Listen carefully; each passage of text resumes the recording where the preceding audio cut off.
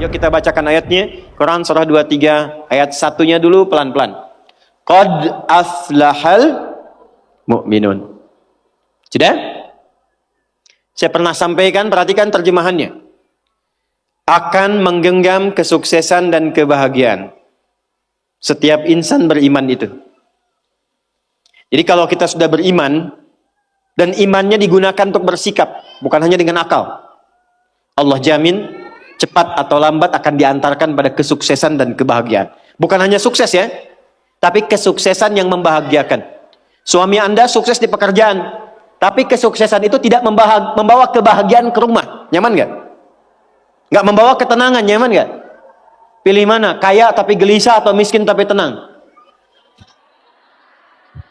Kaya tapi tenang. Tetap ya pilih ketiga.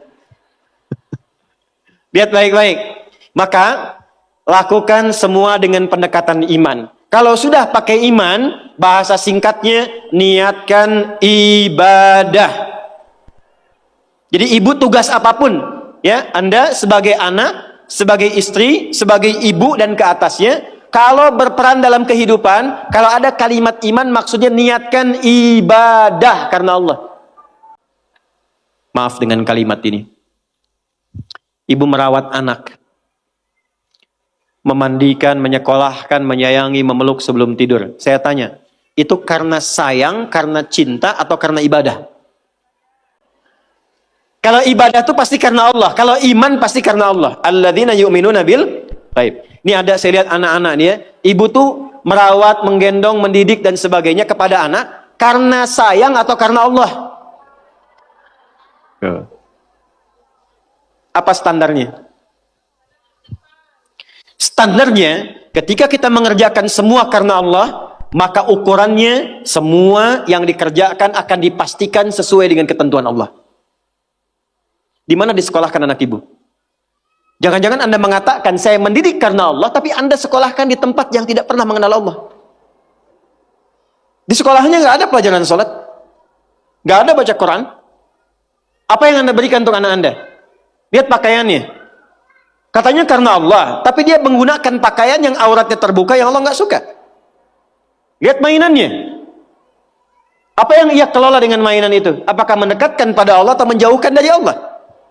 Lihat tayangannya. Apa yang dia tonton yang menjadi tuntunan dia dalam berkehidupan? Kalau ada anak kata-katanya kotor, ada anak perilakunya menyimpang, yang pertama dilakukan, jangan dulu pojokkan dan marahi anaknya, kembalikan kepada sikap orang tuanya. Istighfar dulu. Maka mulai hari ini, kalau Anda ingin mengikuti jejak Sayyidah Khadijah, mulai sekarang gerbangnya dibuka. Niatkan semua kegiatan karena Allah. Nah, apa yang harus dilakukan pertama kali untuk itu? Lanjut ayat keduanya. Alladzina hum fi salatihim khashi'un. Pelan-pelan. Kurikulum yang pertama dimulai dari salat. Saya ulangi, dimulai dari apa? Kata Allah, penghuni surga Firdaus itu terlihat yang pertama dari ciri salatnya, bukan sekedar menunaikan salat. Tapi dia mencoba untuk mendapatkan kekhusyuan dalam sholatnya. Pelan-pelan. Ini saya belum bicara dengan suami ya. Bicara status ibu dulu. Sebagai istri, sebagai ibu, sebagai anak. Maka kalau ingin levelnya naik, mengikuti jejak Sayyidah Khadijah, maka yang pertama dibangun hubungan dengan Allah dulu. Dalam bahasa Arab, hubungan kuat itu yang sulit dipisahkan disebut dengan silah. Ibu pernah dengar silaturahmi? Silaturahim.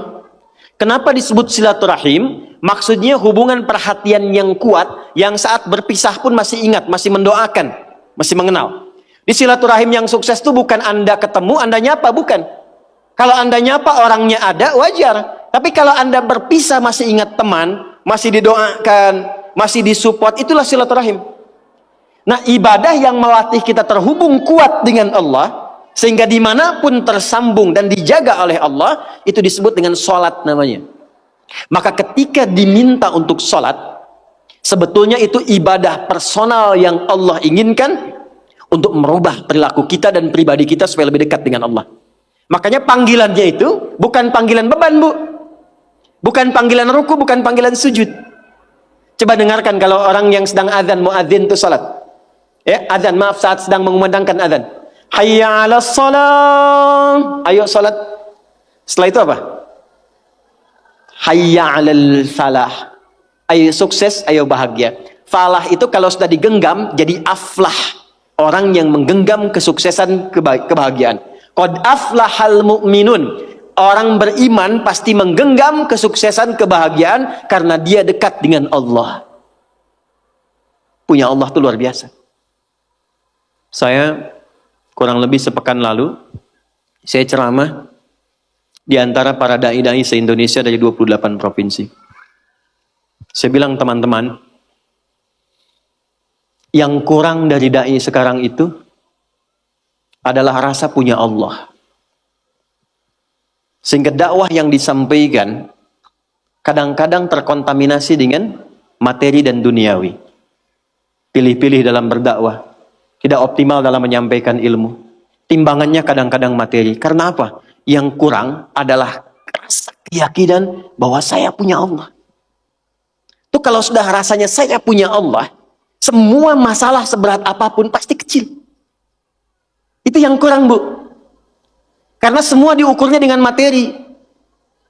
Oh, ini anak-anak mau sekolah, kurang ini, malam kurang makan, ini kurang kendaraan, yang dirasakan kurang. Ukurannya apa? Materi.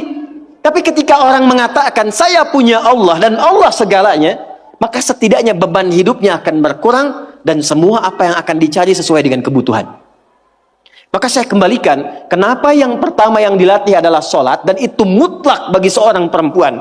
Karena nanti curhatan terbesar ibu ketika menghadapi tantangan dalam rumah tangga, itu akan banyak persoalan-persoalan yang diringankan oleh Allah ketika ibu optimal dalam sholatnya. Contoh, tuliskan Quran surah ke-12 ayat 85. Ibu kenal Nabi Yakub? Ayah bilang kenal, saya pulang. Nabi Yakub bapaknya siapa? Nabi Yusuf alaihissalam. Ibu masih ingat Nabi Yusuf punya berapa saudara? 12 ya? Baik. Beliau anak yang keberapa? Anak yang ke-11 dari ibu yang ketiga. Adiknya Bunyamin. Secara singkat, Nabi Yusuf kemudian oleh saudara-saudaranya punya persoalan, lalu berpisah dengan keluarga. Tapi yang paling menarik adalah bagaimana ayahnya bisa memendam perasaan berpuluh tahun yang beliau memang tahu ini perilaku anaknya. Tapi itu bisa dipendam dan dicurhatkan sepenuh hatinya, dituangkan sepenuh jiwanya, itu bukan kepada manusia. Bahasa Qurannya, innama ashku bathi wa huzni ilallah. Saya kalau punya masalah, kata Nabi Yakub, curhatnya itu ke Allah. Dan itu menjadi sanad curhat. Nanti kalau ada lagi belajar dengan saya, kita bikin judul fikih curhat. Itu ada di Quran. Jadi ketika Anda mencurhatkan, kata Nabi Yakub alaihissalam, saya itu kalau curhat langsung sama pemberi solusi. Setiap kali saya curhat, bukan hanya diberi solusi, tapi Allah beri jalan sampai mengangkat derajat. Apa yang dilakukan Nabi Yakub itu? Kapan beliau curhatnya? Saat sholat. Makanya semua nabi, semua rasul, bahkan Sayyidah Maryam itu punya mihrab untuk sholat. Nabi Musa sholat, Quran surah ke-20 ayat ke-14. Nabi Isa sholat, Quran surah ke-19 ayat 31 sampai 33. Nabi Ismail sholat, bahkan minta keluarganya sholat, Quran surah ke-19 ayat 55. Nabi Zakaria saat minta keturunan sama Allah, padahal kata medis gak mungkin punya keturunan. Itu curhatnya saat sholat. Quran surah ketiga ayat 38 sampai 39. Nah, ibu jangan kira pekerjaan tugas di rumah tangga itu akan lebih ringan dibandingkan dengan laki-laki yang bekerja di luar rumah. Belum tentu. Belum tentu itu. Makanya amalan pertama yang dikuatkan, dibimbing oleh Nabi. Kenapa sholat? Karena setiap nanti ibu punya persoalan, maka Allah memberikan dua jalan. Imma memudahkan persoalannya sebelum diterima. Bukan gak punya masalah. Bu. Kalau dibanding ibu, masalah saya paling banyak. Karena masalah ibu pun dimintakan saya juga yang menyelesaikannya kan. Pertanyaan. Itu kalau kita jawab pakai, maaf sekali, pendekatan diri kita sendiri. Kemampuan, emosi, intelektual, capek. Apa yang menjadikan itu ringan? Bukan berarti nggak punya masalah. Kadang-kadang Allah ringankan masalahnya sebelum dialaminya. Sehingga masalah yang serupa bagi orang berat, bagi dia ringan. Karena diringankan di awal. Ibu bersyukurlah, catat ini kalimat saya. Kalau ibu jaga sholat dengan baik, nanti saya tunjukkan yang pernah saya katakan, minimal 40 rakaat saja. 40 rakaat. Kalau yang sholat fardu berapa? 17 ya. Subuh berapa? 2. Duhur 4, asar 4, maghrib, isya. Ingat rumusnya ya. Itu nomor telepon Allah, koneksinya 24434. Jumlah 17. Sisanya 23 di mana? 12-nya rawatib. Oke. 11-nya tahajud. Ibu jaga aja dulu ini yang 40 dan lihat apa yang terjadi setelah konsisten menunaikan itu. Sebulan aja dulu. Sebulan dulu. Lihat apa yang terjadi setelah itu. Maka nanti kalau sudah terkoneksi ke dalam jiwa, sudah enak sholatnya, itu yang disebut dengan khusyuk. Suasananya beda, Bu. Bukan ngejar selesai sholat, tapi menikmati setiap bacaan dan gerakan dalam sholat. Pernah nggak ada masa-masa ketika sholat enak gitu rukunya? Pernah nggak? Sujudnya nikmat, pernah begitu? Itulah khusyuk. Itu kalau ibu sedang mencapai titik itu kemudian sholat dan minta sesuatu, itu tidak ada sekat yang terhijab yang dikabulkan oleh Allah Subhanahu wa taala. Saya beri bocoran. Ada rahasia tapi ini diantara kita saja ya siang hari ini. Imam Al-Bukhari itu matanya buta, Bu. Dari usia 4 tahun. Usia 2 tahun ayah meninggal, usia 4 tahun matanya buta permanen. Secara medis nggak mungkin sembuh. Apa yang dilakukan? Singkat saja, Al-Bukhari kecil menghafal Quran, lalu datang ke ibunya, saya ingin belajar hadis. Kata ibunya, cukupkan dengan Quran dulu, nanti baru kemudian belajar hadis. Pulang berangkat datang ke kamarnya murajaah, ibunya melihat itu, langsung minta kepada Allah, masuk ke mihrabnya. Ini rahasia yang ingin saya sampaikan. Mihrab itu tempat khusus yang hanya digunakan untuk ibadah, khususnya sholat. Dan itu bisa mempercepat terkabulnya doa. Dalilnya Quran surah ketiga Ali Imran ayat 37, paling kiri sebelah bawah di pojok. Mihrab. Bukan hanya di masjid, Bu. Makanya kenapa imam di masjid punya mihrab? Kan imam kalau ngimamin di mihrab kan? Karena imam yang mimpin doa. Kalau imamnya benar, bagus, di mihrab cepat terjawab. Nah, ibu tidak harus ke masjid. Di rumah bikin satu tempat. Kalau ada kamar bagus, kalau nggak ada pun bentangan sejadah aja. Saya dulu saat pulang pertama awal menikah, kita ngontrak dipetakan itu nikmat sekali. Ya, salah satu ibu jangan, saya tuh menikmati dimanapun kita tinggal. Saya awal menikah, Bu, dengan istri itu menikmati satu, ada kasur yang ukuran yang paling kecil apa ya? Yang kalau tidur cuma buat seorang gitu. Ada ya? Saya nggak hafal lah pokoknya itu ya. Jadi kalau saya pulang, kemudian istri saya bangun, Bu ya tidur katanya. Ah enggak, saya di lantai aja. Oh enggak katanya, saya gerah, saya yang di lantai. Tapi kami menyempatkan membuat satu hamparan sejadah untuk mihrab. Itu untuk berdoa aja, untuk sholat aja, dikhususkan untuk ibadah. Tidak ada satu pun yang diminta kecuali terjawab. Dan sampai sekarang kita nggak pernah membedakan di mana kita tinggal beraktivitas. Tapi dari ujung kepala sampai ujung kaki nyaris tidak pernah beli. Ini saya nggak beli, Bu. Ya, tapi kalau ada yang baru biasanya yang sudah ada saya lepas. Kemarin saya lepas 1 datang 2 peci. Ini nggak beli ini. Sampai ke bawah, sampai ke sendal tuh nggak beli. Ini kacamata kalau ada model baru tiba-tiba datang, saya nggak tahu dari mana. Ujung kepala sampai ujung kaki. Itu mihrab. Yang mau saya katakan, ibu jangan lihat saya. Allah berikan kesempatan yang sama untuk semua hamba. Curhatkan di situ, ibunda Imam Al-Bukhari masuk ke mihrabnya, sholat 2 rakaat. Memohon kepada Allah supaya disembuhkan mata anaknya, berdoa sampai tertidur. Secara singkat begitu selesai sholatnya, tertidur dalam doanya, tiba kemudian anaknya mengalami sesuatu yang luar biasa, sedang murajaah surat Qaf, tiba-tiba terbuka matanya bisa melihat kembali. Jadi ketika ibu sholat dan punya mihrab, jangan dikira itu biasa. Itu yang bisa meringankan suami dalam kesulitan. Ibu siapa yang tahu suami ada yang ganggu di kantornya? Ada yang iseng, ada yang ingin jatuhkan dalam persaingan. Kadang-kadang suami laki-laki, sekretarisnya laki-laki perempuan. Perempuan, ruangan sampingan, ketemu ibu cuma 4 jam, sekretaris dampingi 8 jam. Itu kalau nggak punya filter dalam jiwanya, nggak ada burhan yang ibu titipkan lewat doa, itu nggak mudah. Dari mana ibu bisa pastikan proyek suami itu halal? Dari mana ibu bisa pastikan uang yang dibawa itu benar? Ibu bisa titipkan kepada Allah. Mintakan kebaikan kepada Allah supaya menjaga dalam kebaikan suami ketika bertugas. Itu bisa dilakukan dalam sholat. Ibu sekolahkan anak di SD misalnya. Ibu tungguin atau ibu tinggal? Ditinggal.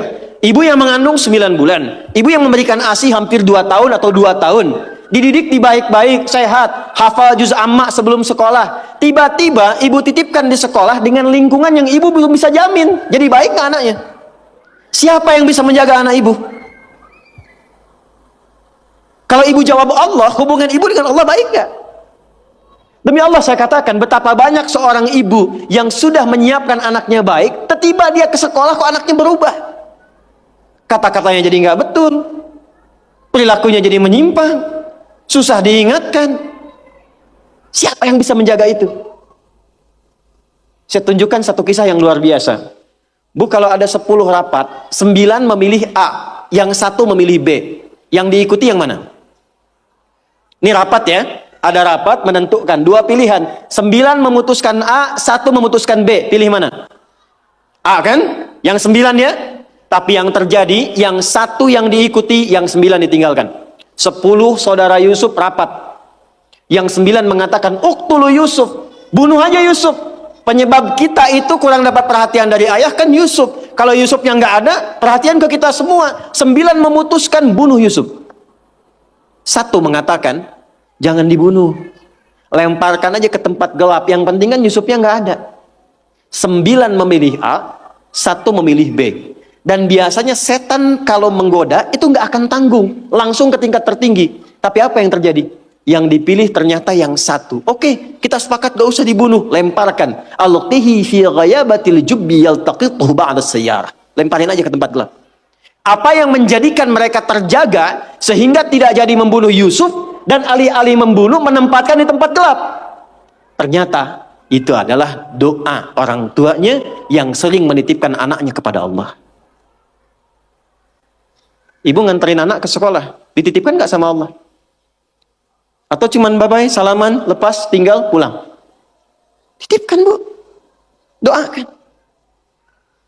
Di sekolah kami, dari mulai PAUD, pendidikan anak usia dini, di KB, itu hari pertama bukan cuma ibunya, ayahnya mesti ngantar. Datang, hal pertama yang dilakukan, anaknya untuk membisikkan di telinga ayahnya akan bekerja.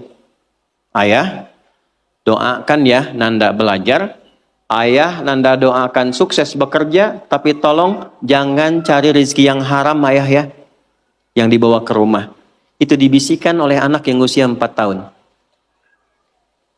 Dan tidak ada adegan yang terjadi kecuali air mata yang berlinang, memeluk, mencium, kemudian pamit. Itu menjaga. Menjaga. Perbaiki sholat dulu bu.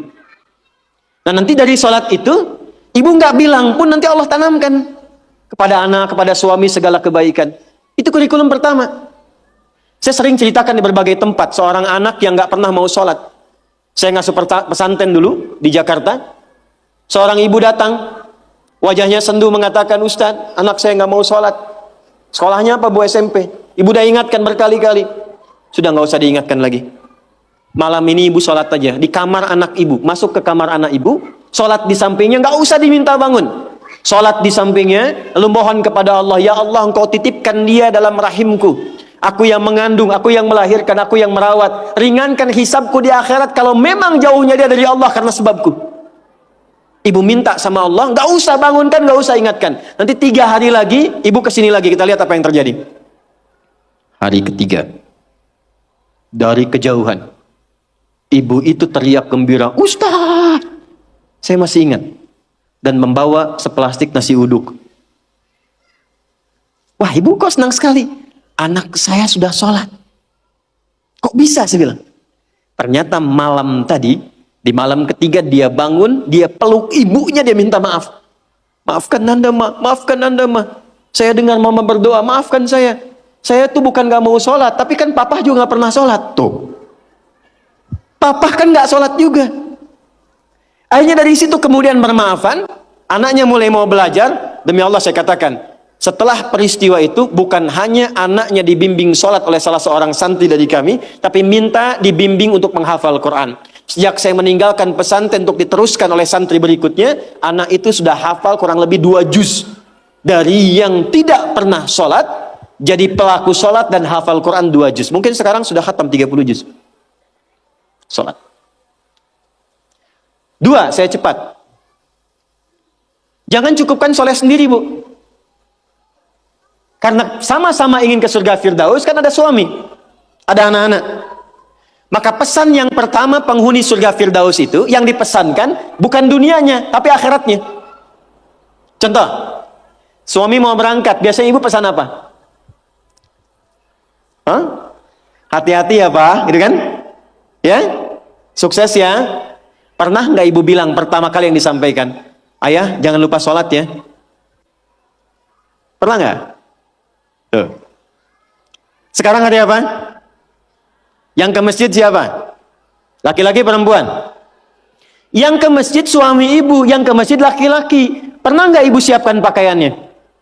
Pernah. Bagus. Pernah nggak siapkan parfumnya? Bagus. Tapi pernah nggak ibu bisikkan di telinganya? Pak, nanti pas khatib duduk di antara 2 khutbah, doakan rumah tangga kita samara sampai surga ya. Pernah nggak? Belum. Padahal di situ ada pesan kuatnya. Di situ ada hikmah indahnya. Jadi ternyata sholat itu ketika dimunculkan ciri pertama, kita kemudian tebarkan ke semua anggota keluarga. Anak-anak yang di pesantren boleh angkat tangan. Siapa ibu yang anaknya di pesantren? Boleh angkat tangan. Oke, turun lagi. Suka nelpon kan ya? Nanya ya? Baik, yang pertama ditanya apanya? Apa kabar? Bekal cukup? Belajar bagaimana? Ya, baru jangan lupa sholat ya. Balik, telepon, sudah sholat belum? Angkatnya dulu. Kan penghuni surga Firdaus. Sudah sholat belum? Sudah belajar, baru makan. Tutup di akhir, jangan lupa ranking 1 ya. Dan ini akan menjadi pembeda, Bu. Saya 97 masuk pesantren, ayah saya meninggal, ibu apa adanya. Kalau saya cerita kita berhenti ta'lim. Jadi saya agak percepat. Saya jaga komitmen sholat ini sampai satu ketika bekal habis. Mungkin ibu saya lihat ini. Karena ibu saya biasanya tak pernah meninggalkan saya live, pasti lihat. Bekal habis, saya lari ke wartel, saya telepon. Ma, bekalnya habis. Apa jawab ibu kami? Dan saya tahu itu nggak ada bekal. Kata ibu kami, sabar ya nak. Mungkin setelah ini Allah akan bantu. Mungkin ada yang datang membantu dan seterusnya. Sabar dulu. Iya mah, tutup, bismillah, sabar. Itu nggak nunggu lama keluar dari wartel, datang paman ngasih uang saku untuk sebulan. Dan itu bukan 1-2 kali terjadi. Ketika ibu menitipkan curhatnya kepada Allah, membangun konektivitas dengan anak dan suami serta keluarga, yang linknya tersambung ke Allah, maka Allah akan berkenan menjaga di setiap keadaan tanpa celah sedikit pun. 2, agak cepat. Masih poin sholat dulu. Subuh jam berapa tadi? Subuh jam berapa? Ya paling gampang kan 4:30 gitu kan. 4:30-nya 4:30, 4:33 atau 4:35? 4:35. Baik, zuhur jam berapa? 12:05. 12:02. Terjadi perbedaan pendapat, nggak apa-apa, tipis-tipis. Asar jam berapa? 15:20. Maghrib jam berapa? Isya jam berapa? Baik. Baik. Anak-anak sekolah jam berapa? Dulu. Tidur jam berapa? Suami kasih untuk belanja tanggal berapa? Hafal ya untuk dunia ya. Bu, kalau cuman hafal waktu sholat, itu iman standar. Surganya standar. Penghuni surga Firdaus, dia menyiapkan sebelum waktunya. Oleh karena itu pulang dari sini, jangan sampai di rumah nggak ada jadwal sholat, Bu. Print out, bikin. Saya suka tempelkan di dinding rumah, di kamar, kadang-kadang di meja makan, sehingga begitu yang terlihat sebelum nunggu menu makan, waktu sholat. Jelas? Oke. 2. Walladzina hum 'anil lagwi mu'ridun. Agak cepat. Kita nanti akan bahas 3 saja. Walladzina hum, orang-orang yang menginginkan surga Firdaus itu, 'anil lagwi, dari hal yang tidak penting, yang tidak ada manfaatnya, mu'ridun, dia hindari. Saya ulang ya. Dari segala hal yang tidak bermanfaat, dia menghindar. Menghindarkan diri dari segala yang tidak penting. Jadi penghuni surga Firdaus itu orientasinya yang bermanfaat saja. Yang penting apa?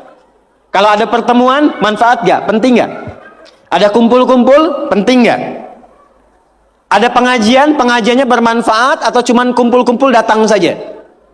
Penghuni surga Firdaus, dia petakan semua kegiatannya dalam frame segala yang bermanfaat, segala yang penting saja. Sekarang mulai ibu evaluasi, bawa ke rumah. Dari ujung kepala sampai dengan ujung kaki. Mohon maaf sekali, pelan-pelan. Mohon maaf sekali. Cek ya. Cek. Coba agenda selama ini yang sudah dilakukan. Berapa kali lisan berkata yang tidak baik? Mata melihat yang tidak baik.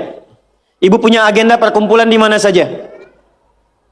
Anak-anak ditempatkan di tempat ngumpul di mana saja? Cek evaluasi semua, termasuk aktivitas suami, kira-kira bermanfaat gak untuk kehidupan? Dudukan semua itu, kemudian telaahi dengan baik, bikin kurikulum, maka mulai belajar, misalnya ambil target per bulan. Latihan dari lisan dulu. Sepakat semua keluarga. Pak, anak-anak, kita sebulan latihan berkata yang baik-baik ya. Kalau ada nggak sepakat, katakan dengan cara yang baik. Kalau melihat ingin bertutur, katakan dengan cara yang benar. Yang tak bermanfaat, jauhi. Ketemu teman dengan siapa? Suka belajar Al-Arba'in nggak? An-Nawawiyah. Lihat hadis nomor kedua. Ini info dari Umar, kata beliau, bainama nahnu julusun inda Rasulillah. Kami itu kalau duduk-duduk santai, yang dicari itu yang terbaik. Kalau masih ada nabi, nabi yang kami cari. Bayangkan, dalam duduk santai, yang ngobrol santai, yang kadang cerita, itu yang dicari orang baik. Kenapa? Karena orang baik itu kalau canda pun pasti ada manfaatnya. Kalau dia ngobrol ringan pun pasti ada maslahatnya. Sekarang coba, ketika ibu bertemu dengan teman, bikin pengajian, bikin tempat kumpul, kalau ingin masuk ke dalam golongan surga Firdaus, pastikan bukan hanya profesinya. Semua apa yang dikerjakan, nilainya berada pada nilai kebaikan. 3, agak cepat. Nanti setelah ini baru kita masuk ke Sayyidah Khadijah. Walladzina hum lizzakati fa'ilun. Ternyata penghuni surga Firdaus juga gemar berzakat. Gemar apa? Baik, zakat itu berapa persen dari harta? 2,5 minimalnya. Bisa nggak berzakat kalau nggak ada uangnya? Hah? Berarti perintah berzakat sekaligus perintah untuk mencari materi kan? Supaya bisa zakat kan? Makanya dalam Islam nggak dilarang. Silahkan suami mencari nafkah, bekerja, ibu punya bakat bisa jualan. Sayyidah Khadijah jualan nggak? Pedagang nggak? Sukses nggak? Bukan cuma sukses, sangat sukses. Hasilnya luar biasa. Nanti kita cerita. Tapi yang ingin saya katakan, ibu kalau sekarang bikin hijab face misalnya, ada yang bikin kerudung, bikin kue, bikin macam-macam, itu nggak dilarang, silahkan. Sepanjang tidak mengabaikan tugas pokok yang ada di rumah yang melekat kepada ibu. Silahkan. Tapi niatkan tujuannya untuk apa? Niatkan tujuannya untuk mengabdi kepada Allah supaya bisa zakat. Ini saya tanya nih, ini yang di luar nih banyak yang jual hijab dan sebagainya, termasuk teman-teman yang mungkin punya kreativitas. Ada yang di makanan, ada yang di macam-macam. Saya mau tanya, itu berdagang itu supaya untung atau supaya ibadah? Hah? Untung nggak dilarang, tapi kalau supaya untung masih dunia. Kalau ibu, ini saya kasih rumus ya, ibu meniatkan aktivitas dagangnya, niaganya, itu diniatkan sebagai ibadah untuk memenuhi zakat saja, maka yang paling dahsyat, Allah akan percepat kemampuan untuk mendapatkan itu. Karena hadisnya jelas, innamal a'malu biapa? Niat. Begitu niatnya untuk zakat, dapat tuh. Ya Allah, saya sudah sholat maksimal, saya sudah berdoa, mohon selama hidup ya Allah berikan kesempatan untuk zakat. Gak usah banyak-banyak ya Allah, 25 juta aja supaya bisa zakat. Zakat berapa persen? Begitu ibu minta 25 juta, Allah kasih 1 miliar. Kan 2,5% dari 1 miliar berapa? 2 juta. Jadi betapa orang penghuni surga Firdaus itu semua yang dilihat tuh pakai iman. Jadi semua yang dikerjakan, maaf ya, bekerjanya karena iman tuh ibadah, berdagangnya supaya bisa zakat, sekolahnya supaya pintar, dengan pintar bisa mendekat kepada Allah. Ini adik-adik yang kuliah di sini. Anda kuliah supaya dapat ijazah, dapat nilai, atau karena Allah? Itu ada babnya sendiri. Terakhir, kita gabungkan ketiganya. Saya ulang, kita gabungkan ketiganya. Uang sudah dapat. Awas ya, ini untuk pribadi dulu. Dibawa ke rumah. Ibu olah. Biasanya harta suami pun kan diberikan juga ke ibu ya. Sehingga ada adik mengatakan, harta saya, harta suami, harta.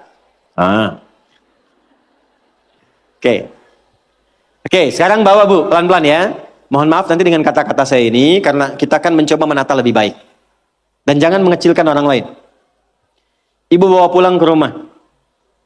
Maka kebutuhan pokok pertama kan untuk pemenuhan kebutuhan dalam kehidupan rumah tangga. Tarik ke pribadi. 1, untuk pakaian misalnya. Karena kita sekarang menaikkan level seperti Sayyidah Khadijah. Berpakaian yang bukan hanya pantas, tapi Allah sukai dan menjadi support untuk suami. Maka perhatikan pakaiannya. Apakah cara berpakaiannya dan koleksi pakaian yang sudah dikumpulkan itu betul-betul menunjukkan pakaian yang disenangi oleh Allah. Contoh, perempuan berjilbab atau tidak? Saya ulang, berjilbab atau tidak syariatnya? Yang sudah berjilbab, pertahankan. Yang belum kita bantu, doakan, terangkan tentang keutamaan, keistimewaan jilbab.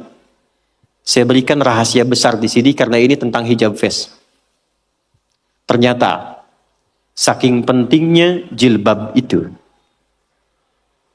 bukan hanya di dunia, di alam kubur pun ketika meninggal, kain kafan perempuan ditambah 1. Yang laki-laki nggak punya. Apa itu? Kerudungnya. Saking pentingnya. Jadi ketika dalam kehidupan dunianya pun misalnya belum mengenakan sepenuhnya, itu saat pulangnya mesti dipakaikan kerudungnya dalam kafannya. Sebetulnya apa fungsi jilbab itu? Yuk. Kita tarik dulu pelan-pelan. Buka Quran surah ke-33 Al-Ahzab ayat 59.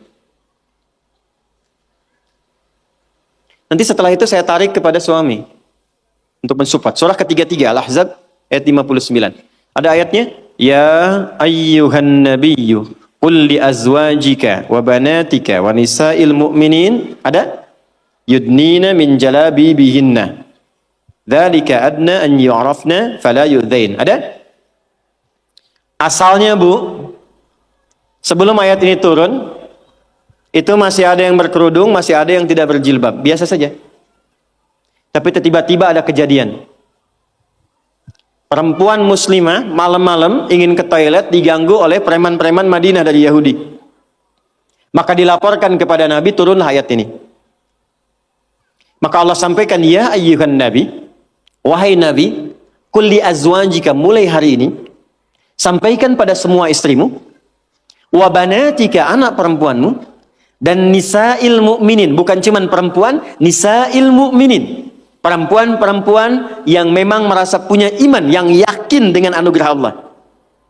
Yudnina min jalabibihinna, mulai detik ini, kenakan jilbab oleh mereka. Dzalika adna an yu'rafna, maka ketika jilbab dikenakan, aku akan perhatikan sebagai identitas untuknya. Di identitas ibu sebagai perempuan di hadapan Allah itu, salah satunya ketika ibu mengenakan jilbab yang dikenakan itu. Dengan model apapun. Tapi belum berhenti ayatnya, belum berhenti. Perhatikan kalimatnya. Asa ayyurafna, maka ketika dia kenakan jilbab itu, semua mesti kenali. Dialah perempuan yang beriman. Fala yu'zain, dan setiap laki-laki yang beriman mesti punya komitmen melindungi dan menjaganya.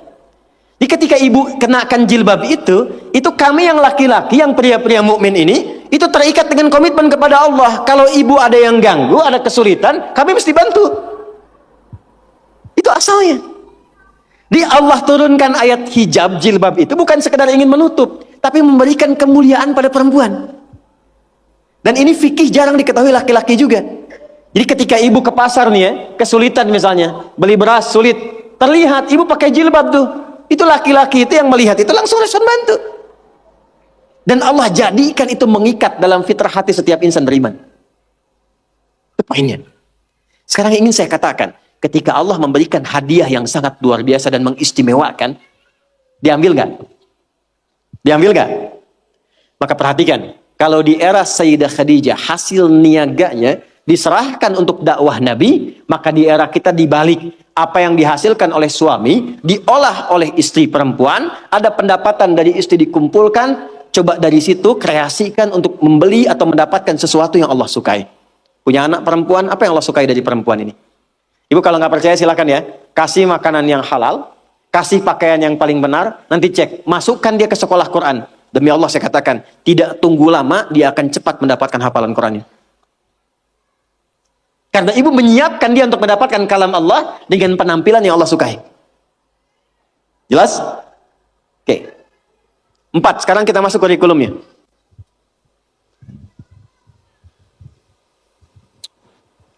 Apa kebiasaan Sayyidah Khadijah?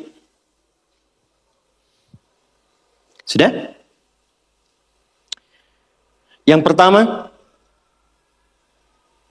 beliau menyempurnakan tugas di rumah tangga yang tidak membebani Nabi ketika pulang.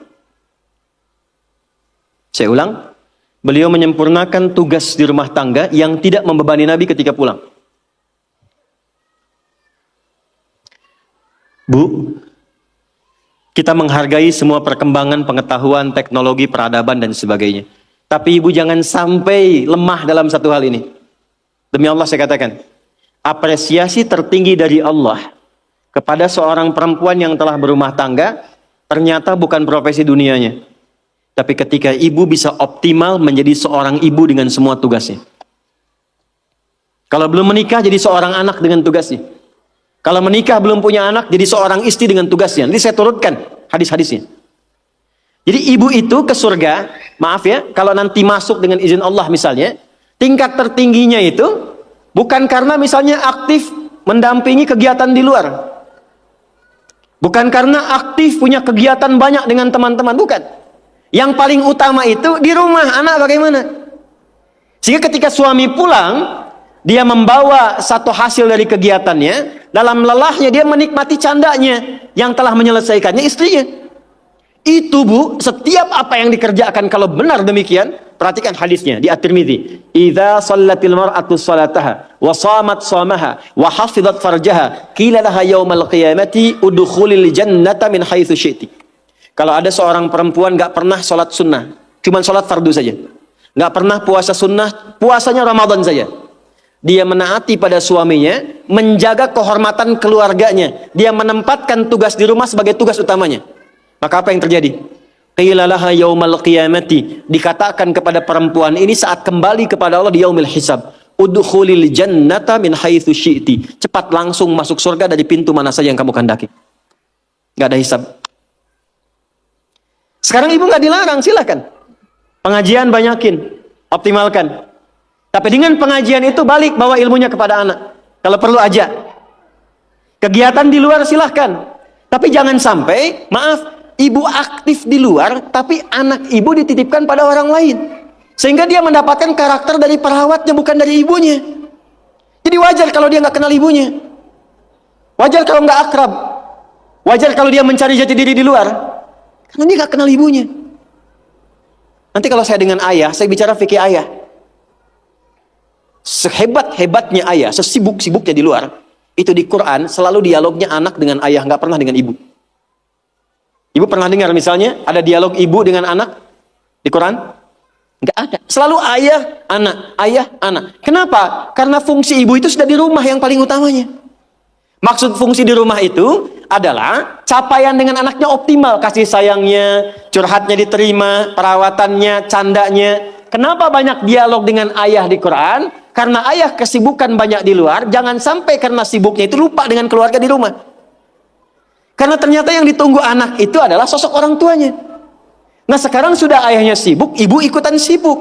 Apakah salah? Tidak. Salah itu ketika ibunya sibuk, anaknya tidak mendapatkan orang tuanya.